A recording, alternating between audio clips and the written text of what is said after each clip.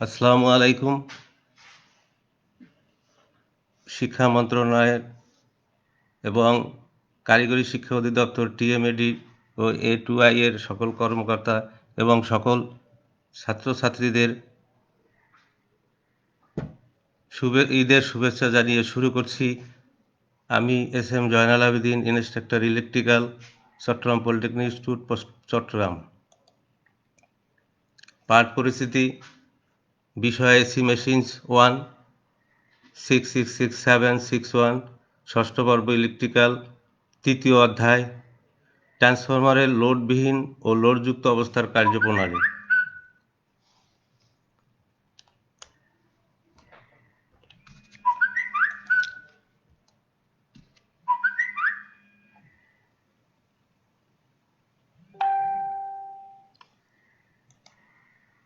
এই অধ্যায়ের পাঠ শেষে শিক্ষার্থীরা জানতে পারবে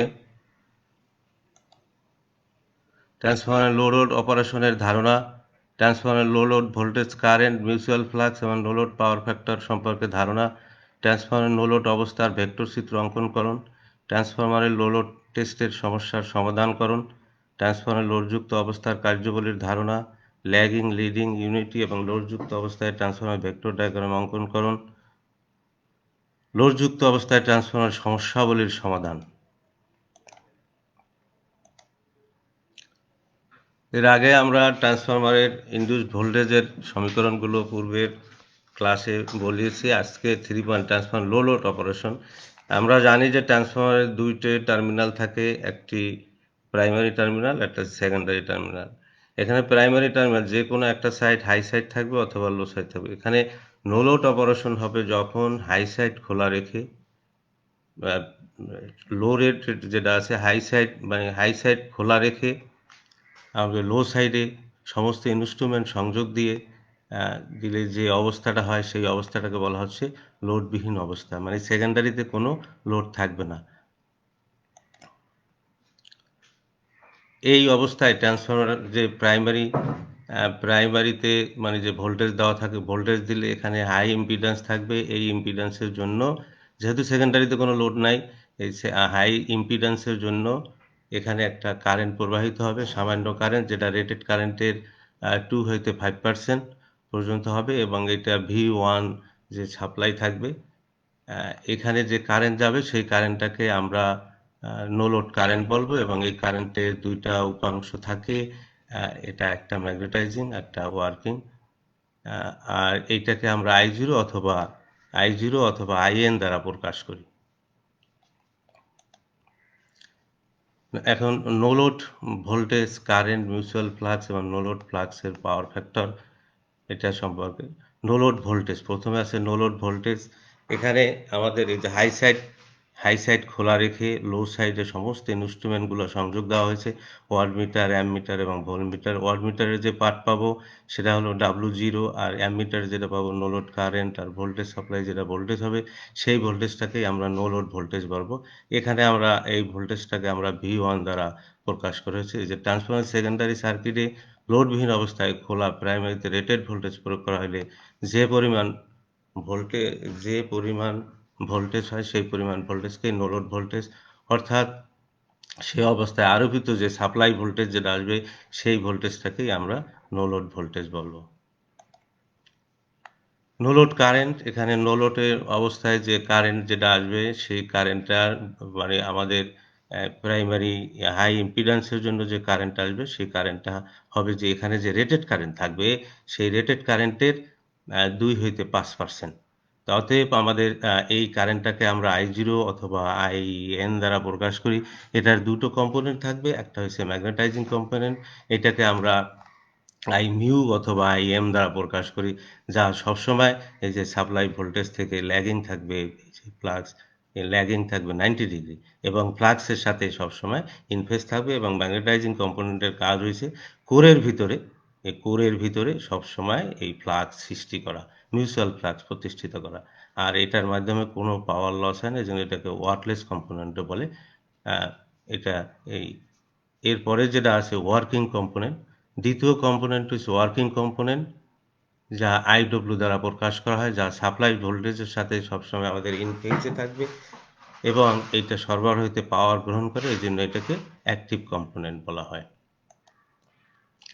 মিউচুয়াল ফ্লাক্স একটি চুম্বকের বা উদ্যমশীল তারের চতুর্দিকে চুম্বকীয় বলরেখার মোট পরিমাণকে ম্যাগনেটিক ফ্লাক্স বলে।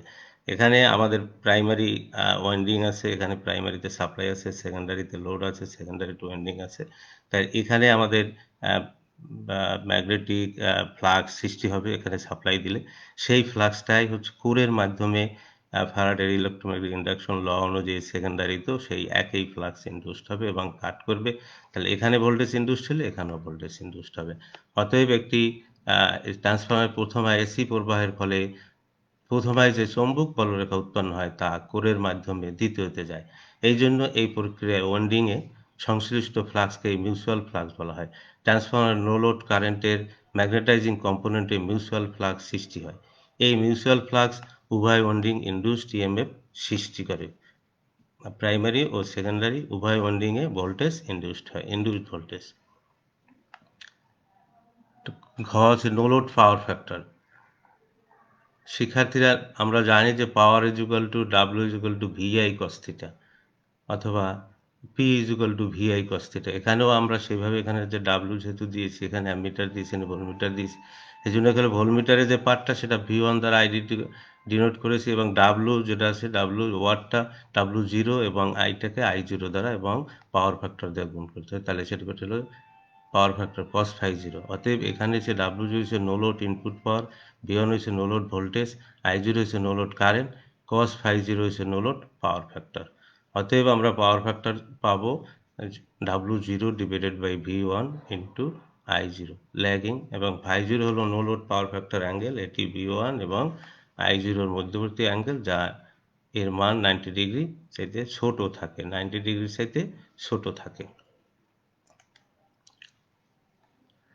3.3 নো লোড ট্রান্সফরমারের ভেক্টর চিত্র। আগেই আমরা জেনেছি যে এখানে এখানে আমাদের প্রাইমারিতে সামান্য কারেন্ট প্রবাহিত হবে, যেহেতু আমাদের হাই সাইড খোলা আছে, কোনো লোড নাই সেকেন্ডারিতে, অতএব প্রাইমারিতে হাই ইম্পিডেন্সের জন্য এখানে সামান্য কারেন্ট যাবে, যেটাকে আমরা I0 দ্বারা প্রকাশ করা হয়, এবং এইটা ইনডিউসড ভোল্টেজ, এবং এখানে যে কারেন্ট যেটা যাবে সেটা কারেন্টের দুটো কম্পোনেন্ট থাকবে। আগেই আমরা বলেছি দুটো কম্পোনেন্ট, একটা হচ্ছে ম্যাগনেটাইজিং কম্পোনেন্ট আর একটা হচ্ছে যে ওয়ার্কিং কম্পোনেন্ট।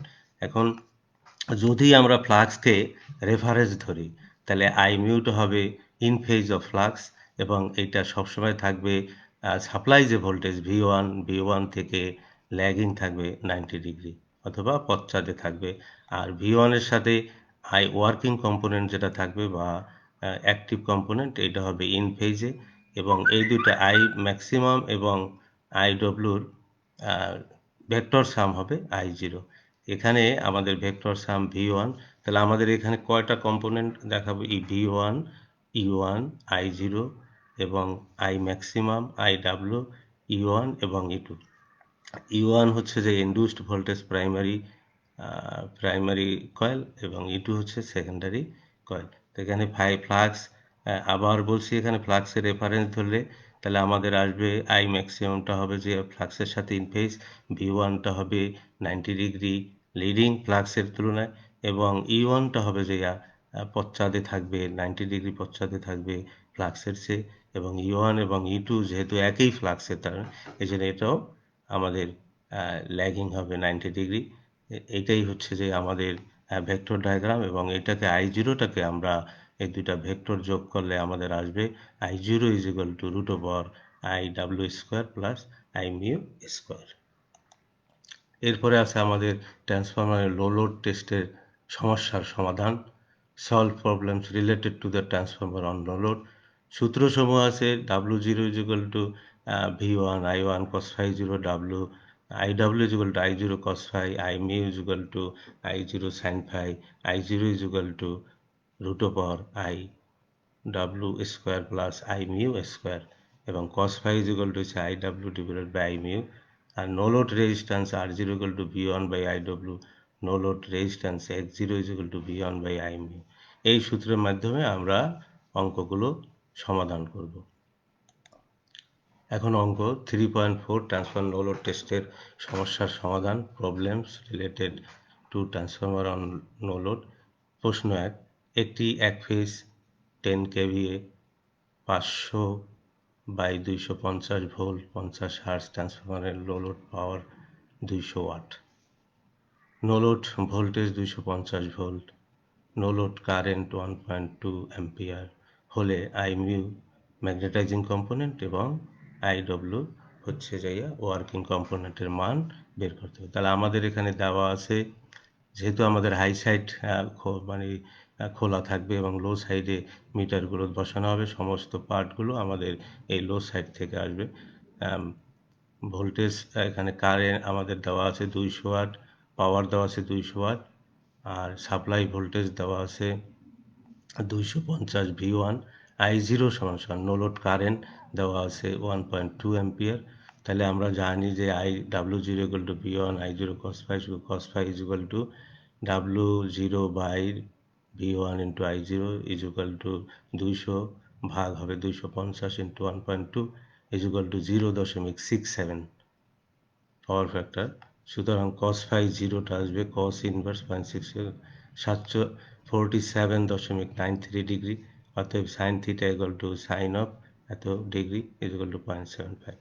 যেহেতু আমাদের এই মানে আই ম্যাগনেটাইজিং বাইর করতে আমাদের সাইন ফাই লাগবে এবং কস ফাই দুটোই লাগবে, তা I mu is equal to হচ্ছে যে magnetising component I0 sine phi 0, তা I0 মান দেওয়া আছে 1.2 into 0.75 is equal two 0.9 ampere. Similarly, working component IW is equal to I0 cos phi 0 is equal to 1.2 into 0.67 is equal to 0.804 ampere.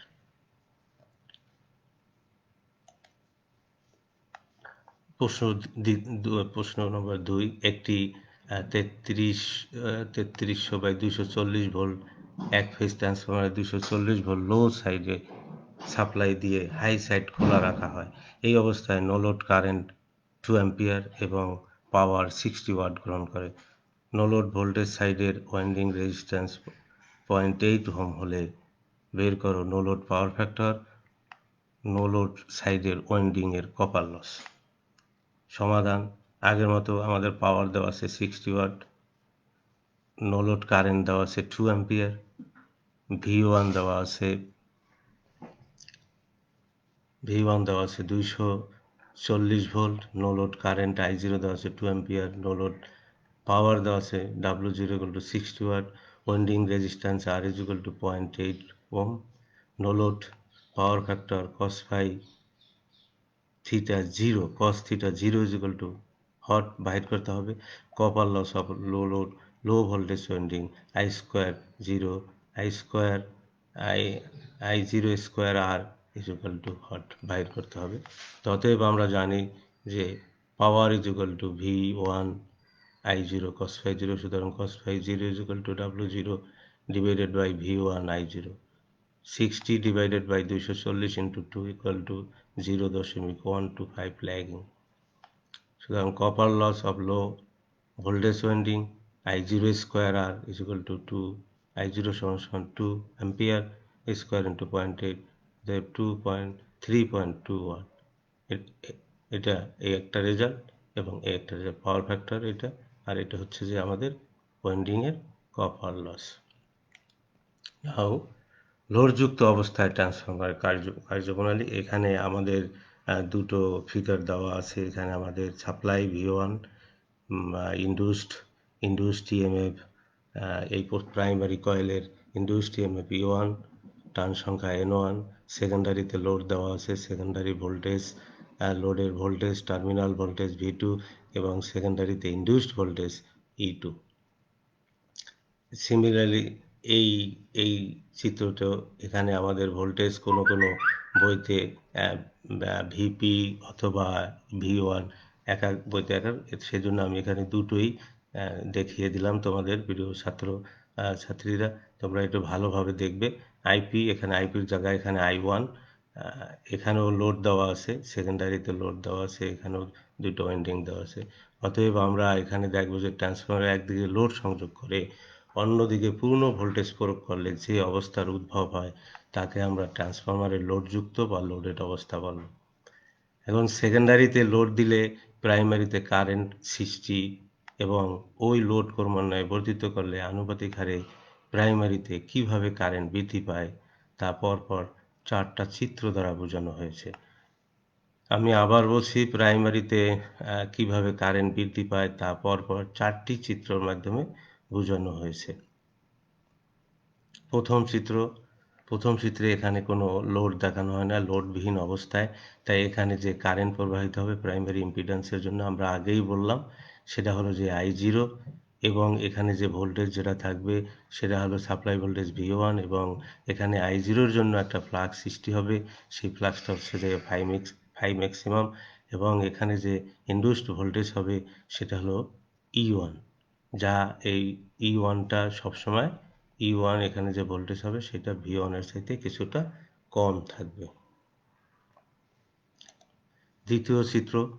দ্বিতীয় নং চিত্রের সাহায্যে দেখানো যাচ্ছে যে এখানে লোড সংযুক্ত হয়েছে। লোড সংযুক্ত হলে এখানে আমাদের একটা কারেন্ট প্রবাহিত হবে, সেই কারেন্টের জন্য এখানে একটা ফ্লাক্স প্রবাহিত হয়েছে।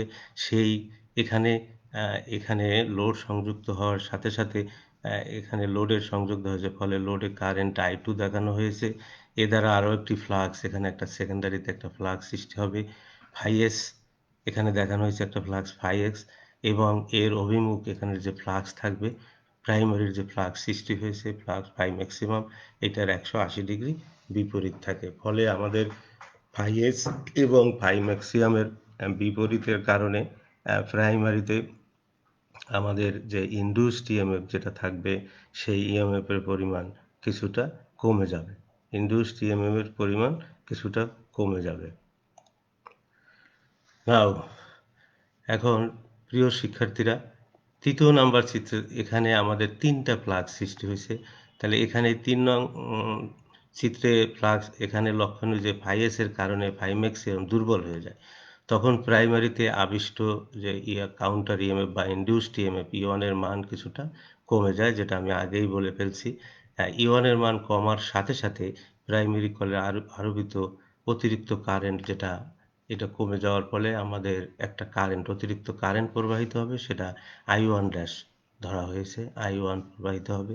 এই I1 এর কারণে প্রাইমারিতে আরেকটা ফ্লাক্স সৃষ্টি হবে, সেই ফ্লাক্সটাকে এবং এই I1-কে আরেকটা নাম হচ্ছে যে প্রাইমারি কম্পোনেন্ট অফ কারেন্ট। এই প্রাইমারি কম্পোনেন্ট অফ কারেন্টের জন্য আমাদের এই প্রাইমারিতে আরেকটা ফ্লাক্স যেটা φs ড্যাশ সৃষ্টি হবে। এই φs ড্যাশের কাজ হলো φs এর 180 ডিগ্রি বিপরীত থাকে, ফলে একে অপরে নিষ্ক্রিয় দেয়। এখানে প্রাইমারিতে অতিরিক্ত বৃদ্ধিপ্রাপ্ত যে কারেন্ট I1 ড্যাশ আগত প্রাথমিক কারেন্ট I0-র সাথে মিলিত হয়ে মোট I1 হবে, মানে ভেক্টর যোগ হবে।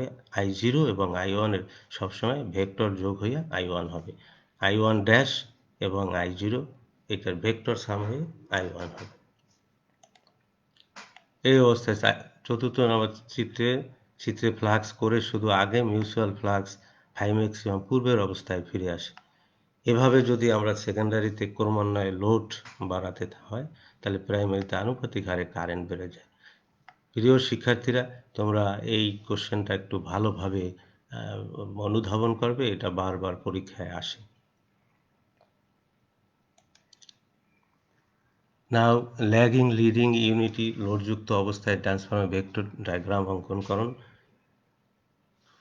প্রিয় শিক্ষার্থীরা, এখানে দেখো আমাদের মানে তোমাদের যে গাইড বই যেটা আছে সেখানে এই এত ডিটেলস এখানে দেওয়া নাই, আমি এখানে সংগ্রহ করে দিয়েছি, তোমরা একটু ভালোভাবে অনুধাবন করবা। তোমাদের বইতে শুধুমাত্র এখানে যে বাস্তব ট্রান্সফরমারের ক্ষেত্রে 2টি অবস্থা বিবেচনা হয়, শুধুমাত্র ওয়াইন্ডিং রেজিস্ট্যান্স এবং লিকেজ ফ্লাক্সবিহীন ট্রান্সফরমারের এটা দেওয়া আছে। আর এই ওয়াইন্ডিং রেজিস্ট্যান্স এবং লিকেজ ফ্লাক্স ট্রান্সফরমার সহ যে ট্রান্সফরমার ভেক্টর চিত্র এইটা দেওয়া নাই। আমি এখানে তোমাদের এই দুটোই দেখিয়েছি, তোমরা ভালোভাবে এটা দেখবে। সেটা নাও এখন নিম্ন ওয়েন্ডিং রেজিস্ট্যান্স এবং লিকেজ ফ্লাক্সবিহীন ট্রান্সফরমারের ভেক্টর ডায়াগ্রাম থাকবে। লিকেজ ফ্লাক্স যদি না থাকে তাহলে আমাদের কি কি থাকবে? এখানে প্রাইমারিতে ভোল্টেজ থাকবে V1 আর ইনডিউসড ইএমএফ E1, সেকেন্ডারিতে V2, ইনডিউসড ইএমএফ হবে যে E2, সেকেন্ডারিতে কারেন্ট I2, প্রাইমারিতে কারেন্ট I1। I1টা হবে যে I0 এবং I1 ড্যাশ অথবা I2 ড্যাশ, এখানে I2 ড্যাশ ধরা হয়েছে। তাহলে এখন এখানে vector diagram lagging power factor বিশিষ্ট ভেক্টর ডায়াগ্রাম। এখন রেফারেন্সটাকে আমরা এই যে E2 ধরবো বা V2 আর E2 সমান, V1 আর E1 ও সমান থাকবে। যেহেতু এখানে একটা আইডেল ট্রান্সফরমার রেশিওটা 1 ধরা হয়েছে, অতএব আমাদের ট্রান্সফরমার ওয়েন্ডিং এর ল্যাগিং পাওয়ার ফ্যাক্টর বিশিষ্ট লোডের ক্ষেত্রে ট্রান্সফরমার ওয়েন্ডিং রেজিস্ট্যান্স এবং লিকেজ যখন শূন্য হয়, vector diagram induced EMF supply ভোল্টেজের ইন ফেজ দেখানো হয়েছে।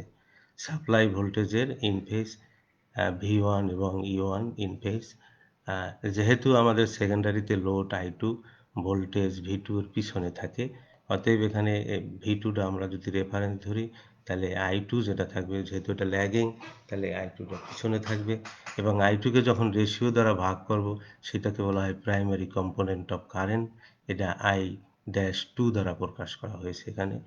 আর এখানে ফ্লাক্স থেকে E2 আর V2 পশ্চাদে থাকবে 90 ডিগ্রি, আর V1টা থাকবে অলওয়েজ ফ্লাক্স থেকে 90 ডিগ্রি লিডিং।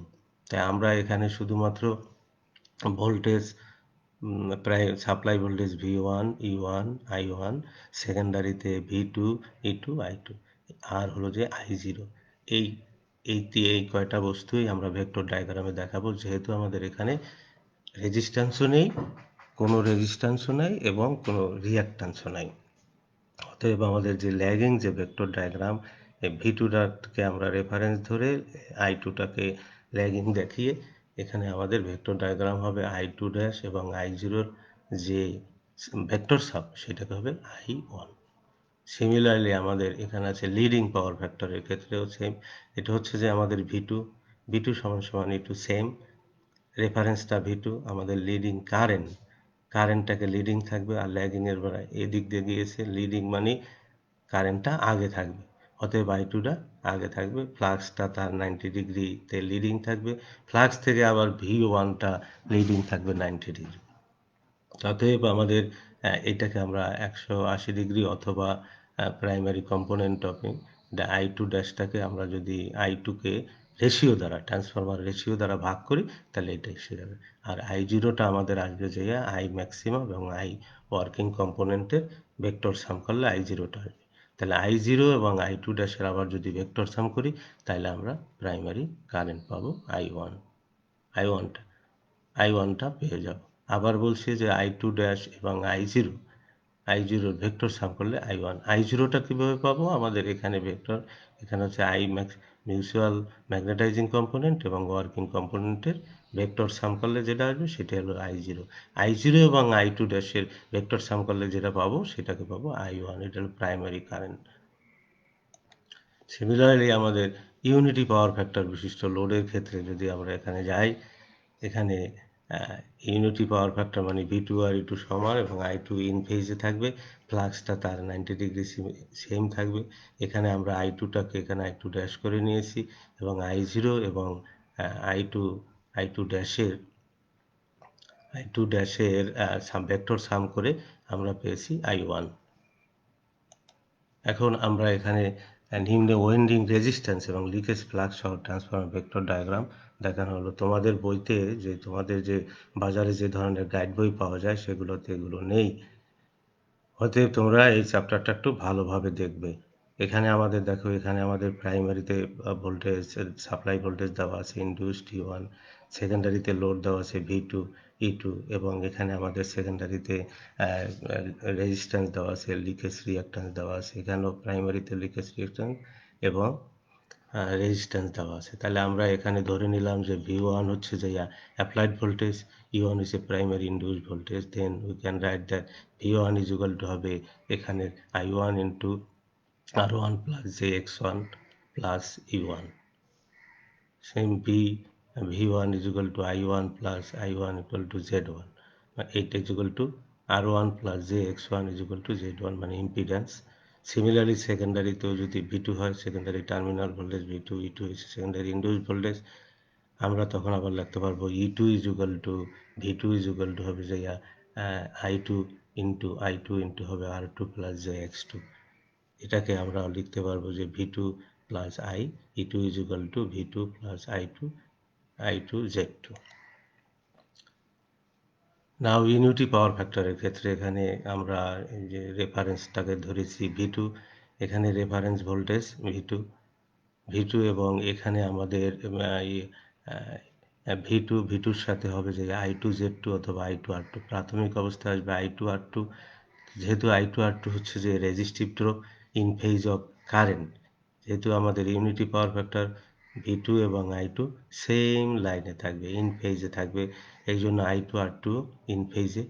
এখান থেকে আমাদের 90 ডিগ্রি আসবে যে I2 JX2 90 ডিগ্রি, এটার উপরে 90 ডিগ্রি, এইটা ভেক্টর সাম করলে আসবে যে E2 I2 R2 I2 X2 vector সাম করলে আসবে I2 Z2।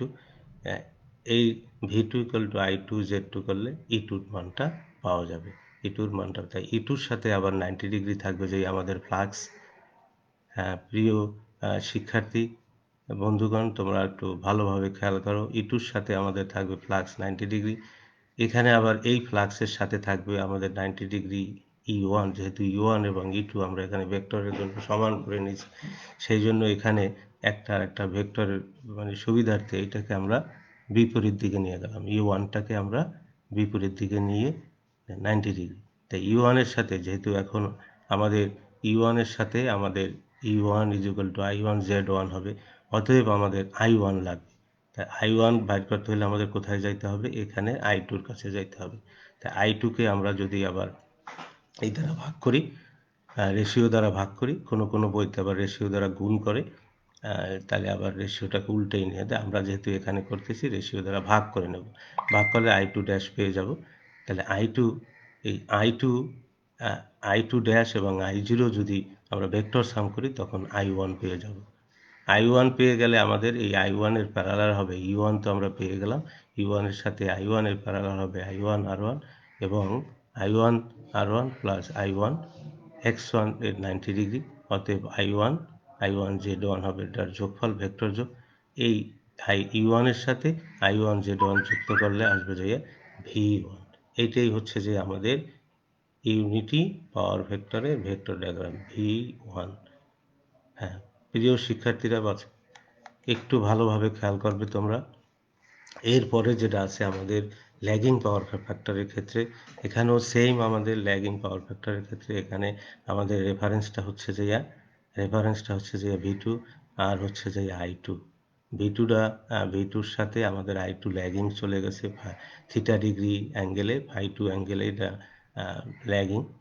এখান থেকে আমাদের এই কারেন্টের সাথে আসবে যে এই কারেন্টের প্যারালাল করে আসবে যে I2 R2 এবং সেটার সাথে এটার সাথে 90 ডিগ্রি আসবে যে আমাদের I2 X2। এর সাথে আমরা যদি ভেক্টর সাম করি I2 Z2 ইকুয়াল টু আসবে E2। এখন এই E2টাই আমাদের মেইন যে আসবে, এই E2'র সাথে আমাদের এখানে হবে যে 90 ডিগ্রি লিডিংয়ে থাকবে ফ্লাক্স। এই ফ্লাক্সের সাথে আমাদের I ম্যাক্সিমাম এবং I ওয়ার্কিং করলে আমাদের আসবে I0, আর এই ডাব্লুটাকে আমরা যদি I ড্যাশ করে নিই, রেশিও দিয়ে ভাগ করে নিই, প্রাইমারি কম্পোনেন্ট কারেন্ট, এই দুইটার I2 ড্যাশ এবং I0, এটা আমরা আগেও বলেছি, এটার ভেক্টর সাম করলে আমাদের এখানে I1 আসবে এবং এটার E1 এর সাথে I1 R1 সেম পদ্ধতি, I1 X2 এটা 90 ডিগ্রি, এটার সাথে ভেক্টর যোগ করলে আসবে I1 Z1, এর সাথে যোগ করলে আসবে V1।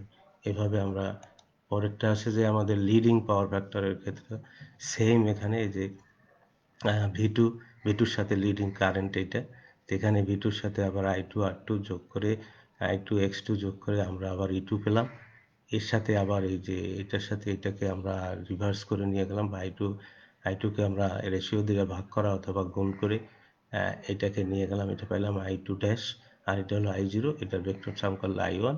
এখানেও এইটার আবার প্যারালাল হবে E1 I1 R1 এর সাথে 90 ডিগ্রি, এর সাথে কারেন্টের I1 এর সাথে 90 ডিগ্রি ইকুয়াল টু এখানে পাবো যে I1 Z1, এটার সাথে I1 Z1 V1 E1 এর সাথে I1 Z1 যোগ করলে আমরা পাবো আবার V1।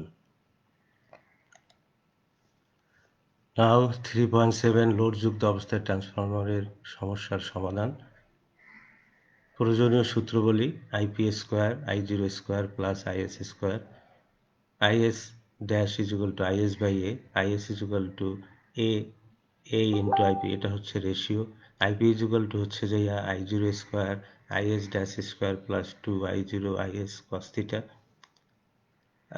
5 আছে IP at an angle theta minus theta P I0 at an angle theta 0, IS is equal to IS dash at angle theta S। প্রিয় শিক্ষার্থী বন্ধুগণ, তোমাদের এই যে ছাত্রছাত্রীবৃন্দ, তোমরা সবসময় খেয়াল রাখবা আমাদের এই যে 5 নম্বর সূত্রটা, এই সূত্রটা দিয়েই অঙ্ক বেশি করতে হবে। এইটা দুই একটা জায়গায় লাগতে পারে, কিন্তু এই সূত্র 5 নম্বর সূত্রটাই বেশি আমাদের অঙ্কে লাগবে। না, একটি ট্রান্সফরমার প্রাইমারি ও সেকেন্ডারি ওয়াইন্ডিং এর প্যাচ সংখ্যা যথাক্রমে 800 এবং 200 যখন 0.8 ল্যাগিং পাওয়ার ফ্যাক্টরে সেকেন্ডারি লোড 80 অ্যাম্পিয়ার এবং তখন 0.0707 ল্যাগিং পাওয়ার ফ্যাক্টরে প্রাইমারি কারেন্ট 25 অ্যাম্পিয়ার, বের করো no load current, no load power factor. এখানে আমরা যে এখানে যেটা দেওয়া আছে আগে সেটা দেখি। এনপি প্রাইমারি টার্ন সংখ্যা দেওয়া আছে 800, সেকেন্ডারি টার্ন সংখ্যা দেওয়া আছে 200, অতএব রেশিও হবে যে এনপি বাই এনএস, এটা আমরা জানি। 800 by 200 equal to 4, secondary load current IS equal to এত, সুতরাং primary load component current IS equal IS by A, 80 by 20, secondary power factor cos theta is equal to 0.8 lagging, cos theta is equal to cos inverse 0.8, 36.87 degree, অতএব sin theta is equal to 0.6। Similarly primary current দেওয়া আছে I25, primary power factor দেওয়া আছে 0.707, অতএব 5P is equal to 45 degree, sin 5P is equal to 0.707। আমাদের বের করতে বলছে লো লোড কারেন্ট এবং লো লোড পাওয়ার ফ্যাক্টর। তাহলে আমরা জানি ওই 5 নম্বর সূত্র থেকে IP is equal to minus theta B, I0 is equal to minus theta 0 plus IS dash is equal to minus theta S। শিক্ষার্থীরা, তোমরা এখানে খেয়াল করবা যে এখানে আমাদের এই দুটো এই সেকেন্ডারি পার্টটা দেওয়া থাকবে, হয় প্রাইমারি কারেন্ট এবং প্রাইমারি অ্যাঙ্গেল, অথবা নো লোড কারেন্ট অথবা নো লোড অ্যাঙ্গেলটা বের করতে পারবে। এই অঙ্কের ভিতরে আমাদের দেওয়া আছে নো লোড কারেন্ট এবং নো লোড পাওয়ার ফ্যাক্টর বের করতে হবে, এইটা বের করতে হবে। অতএব আমরা সাইড চেঞ্জ করলে এইটা পাবো। যেহেতু তোমাদের বইতে এখানে ক্যালকুলেটর দিয়ে সরাসরি করা আছে, আমরা এইভাবে করব, ভাঙিয়ে দেখাই দেবো, তাহলে তোমরা বুঝতে সুবিধা হবে। তাহলে IB is equal to cos theta B, এখানে পোলার আছে, পোলার থেকে আমি রেক্টাঙ্গুলারে নিয়ে গেলাম, তারপরে ভ্যালু বসাই দিয়ে আমাদের আসবে যে 5.86 যোগ বিয়োগ করলে 86 মাইনাস, এটাকে পোলারে করলে আসবে 5.92 ইন্টু মাইনাস 8.335 ডিগ্রি। তাই অতএব এটা হবে নো লোড কারেন্ট, আর এই অ্যাঙ্গেলটা হবে, এখানে যে অ্যাঙ্গেল আছে এইটার cos 5 করলে যে অ্যাঙ্গেল আসবে সেটা আসবে power factor. No load current I0 is equal to এত ampere, no load power factor cos theta 0 is equal to এত ল্যাগিং। যেহেতু এখানে ল্যাগিং কেন হয়েছে, এখানে যেহেতু মাইনাস, এই জন্য এটা ল্যাগিং।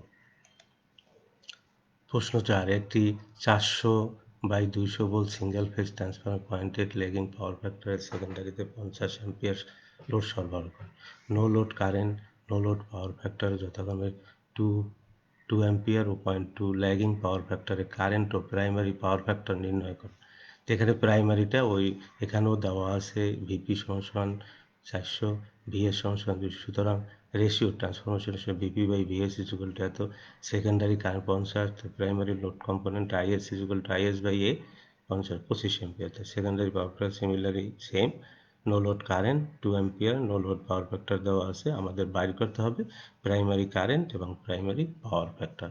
তাহলে আমরা জানি IP minus theta is equal to I0 at an angle theta 0 plus IS dash equal to minus theta S। এখানে আমরা পোলার থেকে রেক্টাঙ্গুলার করে আমরা ভ্যালু বসাই দিয়ে এখানে যোগ বিয়োগ করে পেয়েছি 20.4 মাইনাস J 16.96 ইকুয়াল টু হবে যে এটা রেক্টাঙ্গুলার থেকে পোলারে নেওয়ার পরে মান পেয়েছি 26.53 মাইনাস 39.74 ডিগ্রি। সুতরাং প্রাইমারি কারেন্ট হবে এটা 26.53 অ্যাম্পিয়ার, প্রাইমারি পাওয়ার ফ্যাক্টর হবে যে মাইনাস কস অফ এত ডিগ্রি, তো 0.768 ল্যাগিং। তো এইভাবে তোমরা চেষ্টা করলে অঙ্কগুলো খুব দ্রুত সমাধান করতে পারবে। পাঠ মূল্যায়ন, ট্রান্সফর্মার একদিকে ট্রান্সফর্মার নো লোড অপারেশন কি? ট্রান্সফর্মার একদিকে রেটেড পূর্ণ ভোল্টেজ প্রয়োগ করে অন্যদিকে সাইড খোলা রেখে দিলে ট্রান্সফর্মার যে অবস্থার সৃষ্টি হয় তাকে নো লোড কন্ডিশন বলে। এই অবস্থায় অর্থাৎ নো লোড অবস্থায় কার্যক্রমই হলো নো লোড অপারেশন। দ্বিতীয় প্রশ্ন হচ্ছে ট্রান্সফর্মার মিউচুয়াল ফ্লাক্স কি? তাহলে ট্রান্সফর্মারের যে উদ্যমশীল তারের চতুর্দিকে যে চুম্বকীয় বলকের মোট পরিমাণকে ম্যাগনেটিক ফ্লাক্স বলে।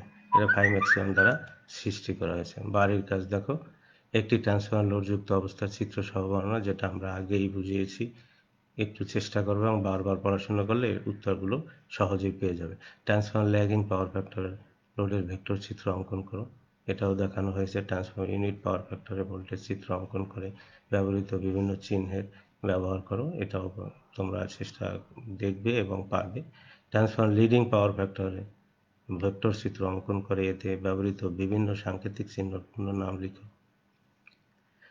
আর একটা প্রশ্ন আছে, একটি 400/200 ভোল্টের single phase transformer 0.866 lagging power ফ্যাক্টরের লোডে 50 অ্যাম্পিয়ার সরবরাহ করে। নো লোড কারেন্ট এবং পাওয়ার ফ্যাক্টর যথাক্রমে 2 অ্যাম্পিয়ার ও 0.208 lagging power factor primary current এবং পাওয়ার ফ্যাক্টর নেই।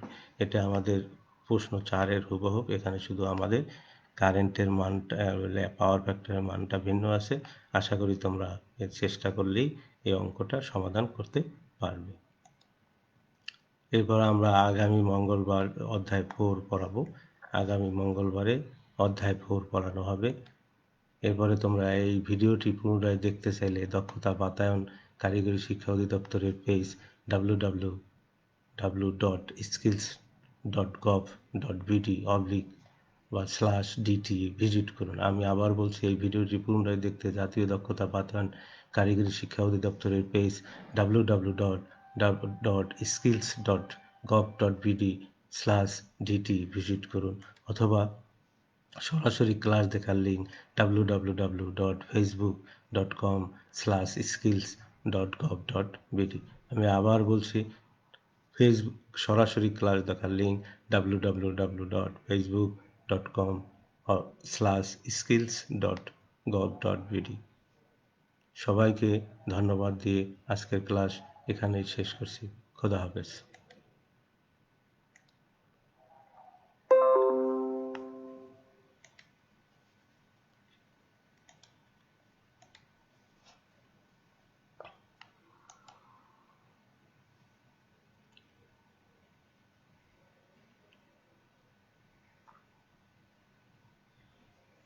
View and this